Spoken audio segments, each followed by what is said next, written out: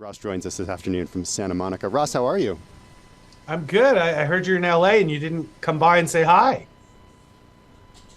I know, and Back I was in at you, I back was in at Santa you. Monica last night. It's beautiful. It's beautiful. But Yeah, next time we're here, come visit us in person. I Talk will. to us about the market environment and what's interesting for you at this point. Is it a little bit challenging? Yes and no.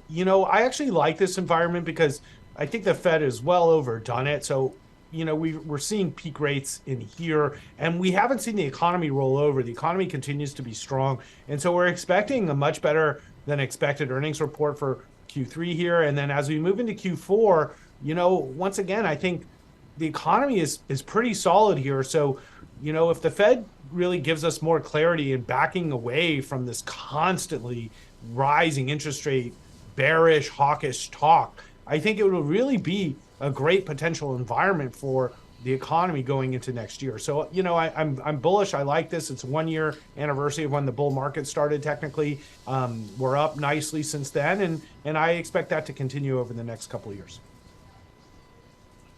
Yeah, but Ross, you said that the Fed you think has overdone it. I mean, do you think they've overdone it to the extent that something out there is going to break?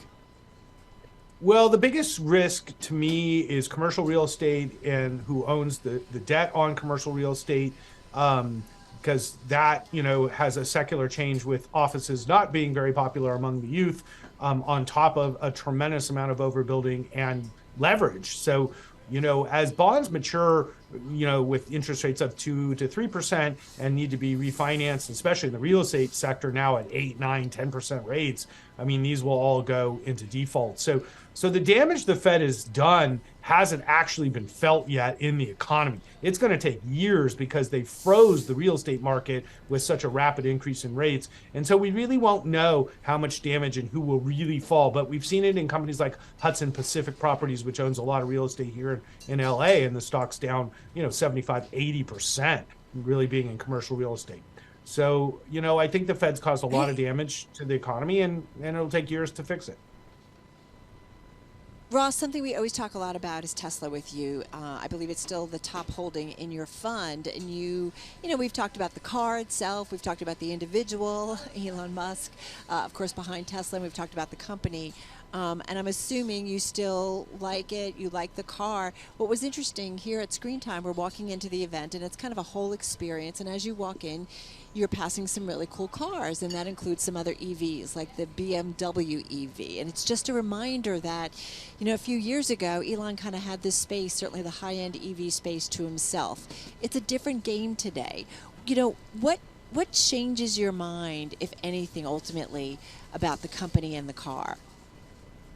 Well, to start off with what you started with, I 100% agree. Even my partners here at GK have diversified. So one of my partners has the i7 and another one has a Rivian now. And so we park next to each other, my Plaid next to the i7, next to the Rivian. I think it's the RS one. And they're all great cars, like I really like the Rivians, and in LA, the Rivian is becoming like what Tesla was, as like the cool higher end car to own. And Teslas, I think, are now priced the same price as Priuses. And I think people look at the Model Y much more like a normal, like Prius kind of car, which is good and bad, for Tesla's brand. So, as Tesla moves forward, they have to accept that the competition is actually exists now and is pretty good, and it is affecting their sales. I don't think there's any doubt. But you still think it's worth owning. It's obviously a big holding. You're still in for the long run? Oh, absolutely. I mean, one must look at Tesla as the whole. So we're going to sell almost 2 million EVs this year, and we're going to launch the Cybertruck hopefully any day. And the Cybertruck will be, an incredibly impactful vehicle, and also help sell other Teslas as well. So we will see an increase in production going into next year. And then the three other businesses that Tesla, I'm super excited about, one being charging. They are the dominant player in charging. There is nobody even close to them in charging, and they will have probably a monopoly on charging in this country, maybe globally. Then you have energy storage, which is like this massive opportunity, and it's been super helpful LA and Texas, for example, and California have had, benefits from putting in battery storage and keeping our grid, solid during a really hot summer. And then the third is full self-driving, which, actually yesterday I saw a Waymo car driving next to me with no driver. And that's the first time I've seen a Waymo car not having a driver in Santa Monica in heavy traffic area where I use full self-driving. And I was actually fairly impressed that it was doing this because, quite frankly, it's dangerous. There's a lot of people around, a lot of kids walking around. So, full self-driving maybe it got lost is a on its way, from the Bay. Yeah, maybe it got lost on the way from the Bay. Hey, I don't know. Hey, I Ross, mean, it was driving just pretty want to check in well, about honestly. So, yeah, I think full self-driving Did you is a get real thing. closer or did you move away? No, I got closer. I wanted to like watch it work through it was like I was right by the pier where it's like kind of crazy. So, but I was turning, so I didn't get to actually see it navigate through some difficult stuff. But it did. Nobody got run over. So full self-driving is coming, whether it be Waymo or Tesla. A lot of people think this is much farther away than it really is, but it's not. Hey, Ross, we only have about 30 seconds left, but just give me some comments on the ETF, which you came on our program a couple years ago when you launched it. I was surprised to see it's only got about $17 million in assets in it right now. What's holding you back from bringing more in?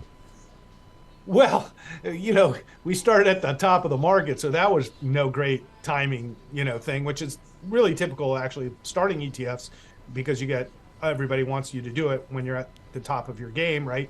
And then we went through a very difficult year, so our performance kind of sucked in year one.